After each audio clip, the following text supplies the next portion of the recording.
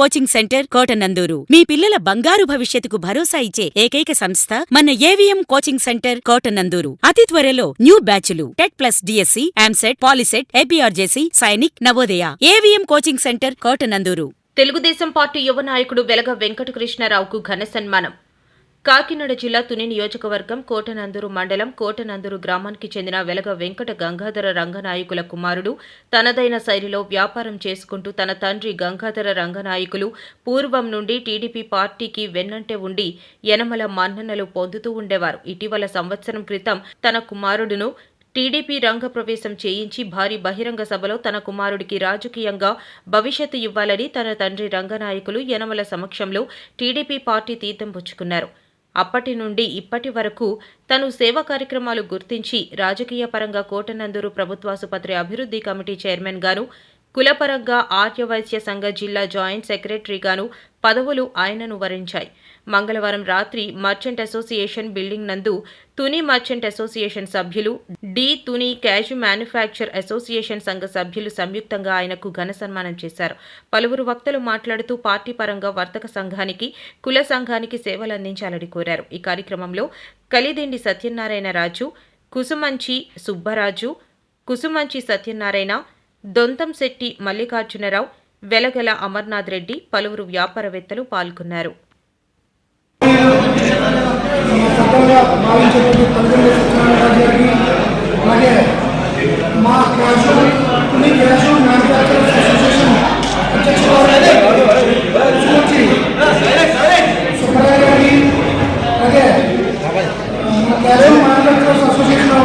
Secretary గారు మల్లికార్జునరావు గారికి, అలాగే అసోసియేషన్ సభ్యులు అందరికీ, మన కుసుమంచి సత్యనారాయణ గారికి, పెద్దలకి, మర్చెంట్ అసోసియేషన్ పెద్దలకి అందరికీ కూడా నా హృదయపూర్వక నమస్కారాలు తెలియజేసుకున్నాను. అలాగే కోటనందూరు నుంచి వచ్చిన ప్రెస్ వారికి, అలాగే తునిలో నుంచి వచ్చిన ప్రెస్ సభ్యులకు అందరికీ కూడా నాకు శుభాకాంక్షలు తెలియజేసుకుంటున్నాను.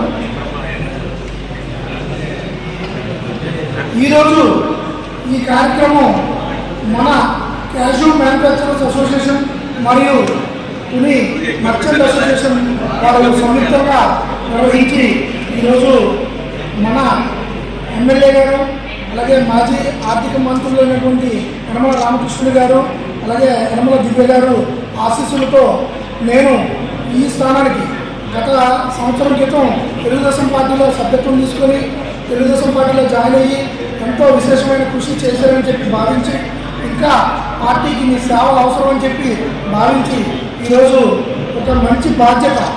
సేవా కార్యక్రమం అంటే అన్ని రకాలుగానూ సేవ చేయొచ్చు, కానీ ఆరోగ్యపరంగా ప్రతి మనిషికి కూడా ఆరోగ్యపరంగా సేవ చేయడం అనేది ఒక అదృష్టంగా భావిస్తున్నాను. అలాగే మన కోటనందూరు మండలం అధ్యక్షులైనటువంటి గాలి రాజబాబు గారికి, వారికి కూడా నా మనస్ఫూర్తిగా శుభాకాంక్షలు తెలియజేసుకుంటాను.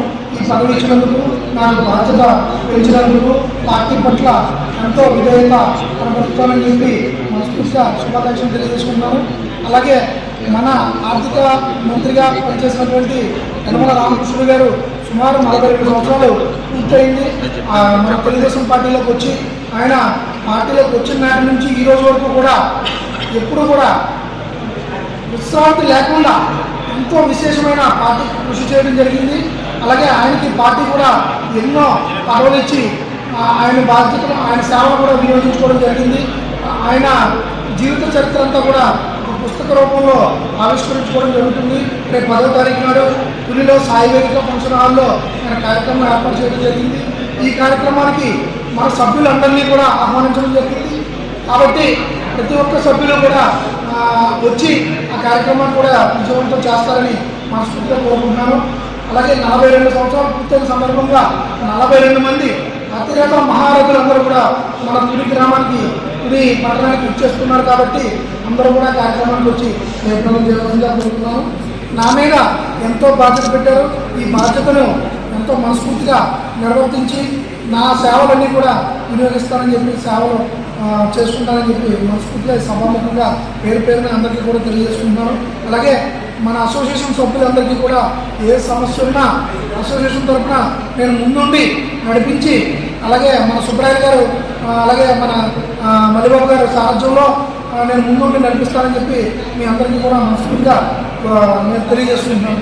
ఇంతటితో తర్వాత ఈ కార్యక్రమానికి వచ్చి ఈ కార్యక్రమం పూర్తి చేసుకొని మా ఆతిథ్యం కూడా స్వీకరించి భోజనం చేసి అందరూ కూడా ప్రశాంతంగా ఆనందం అనిపిస్తుంది. నాకైతే ఎప్పుడు తెలుసు కాబట్టి వాళ్ళే చేస్తారనుకున్నాను. ఇప్పుడే తెలిసింది ఒక గ్రామంలోనే 30-40 ఫ్యాక్టరీస్ ఉన్నాయట. ఇలాగ అభివృద్ధి చేయాలి. ప్రతి ఒక్కరు కూడా సెల్ఫ్ ఎంప్లాయ్మెంట్గా తను ఇంటి దగ్గర పెట్టుకుని వ్యాపారం చేసి పెద్ద ఇండస్ట్రీస్ అవ్వాలి. మీరు అందరూనే మీ ద్వారా ఎంతో మందికి ఉపాధి కల్పించినట్టు అవుతుంది. ప్రతి గ్రామంలోని ఎవరు ఖాళీ లేకుండా ఆడవాళ్ళకు మగవారికి కూడా మీ ద్వారా పని కల్పించినట్టు ఉంటుంది.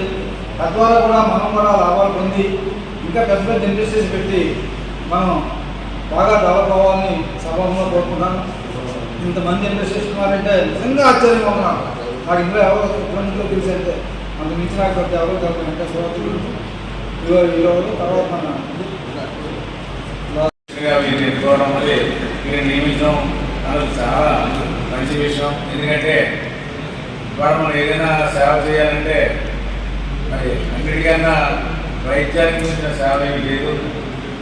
అలాంటి సేవ చేసే అదృష్టం మన కృష్ణరావుకి లభించడం నిజంగా మనం ఎంత టైం కేటాయించి ఎంత ప్రజలు అక్కడ పరిస్థితుల్ని ఇంప్రూవ్ చేస్తే అంత మంచి పేరు అతనికి కూడా మానసికమైన మెంటల్ సాటిస్ఫాక్షన్ ఉంటుంది. అటువంటి మంచి పోస్టులో సరైన వ్యక్తిని పెద్దలు నియమించడం జరిగిందని చెప్పి నేను అనుకుంటూ